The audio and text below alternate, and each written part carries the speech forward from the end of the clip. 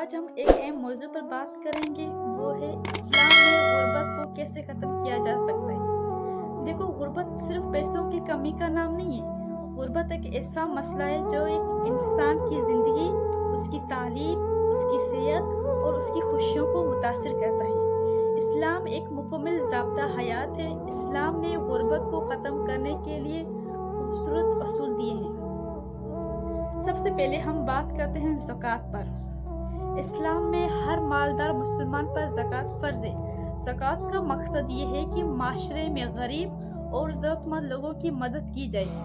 اگر ہر صاحب حیثیت ایمانداری سے زکوٰۃ ادا کرے تو معاشرے میں بہت سے غریب لوگوں کی زندگی بدل سکتی ہے۔ اب بات کرتے ہیں صدقہ اور خیرات۔ اسلام ہمیں دوسروں کی مدد کرنے کی بھی تعلیم دیتا ہے۔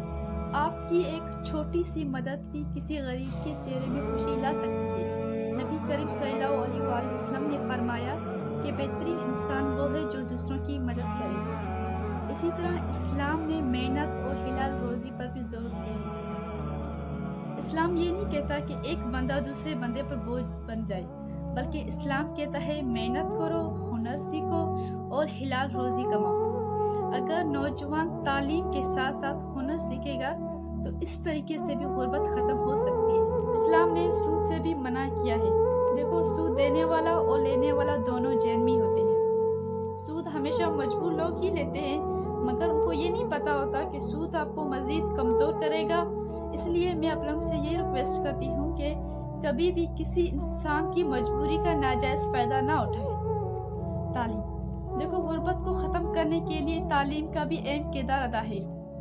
اگر آپ کے پاس اچھی تعلیم ہوگی تو آپ اپنا اچھا کاروبار حاصل کریں گے اور اپنی زندگی کو بہتر بنا سکتے ہیں۔ اس لیے اسلام نے علم پر بھی زور دیا ہے۔ اسلام ہمیں سکھاتا ہے کہ ہم غریبوں، مسکینوں اور یتیموں کا بھی خیال رکھیں۔ جو معاشرہ اپنے کمزور لوگوں کی مدد کرتا ہے، ترقی بھی وہی کرتا ہے۔ اسی طرح اگر حکومت اور عوام دونوں مل کر ایمانداری اور انصاف کے ساتھ کام کریں گے تو ہم کرپشن سے بھی بچیں گے، اور اسی طرح اگر ایک دوسرے کی مدد کریں گے تو کافی حد تک غربت ختم ہو سکتی ہے۔ اسلام صرف عبادات کا نام نہیں ہے، اسلام انسانیت کی خدمت کا بھی درس دیتا ہے۔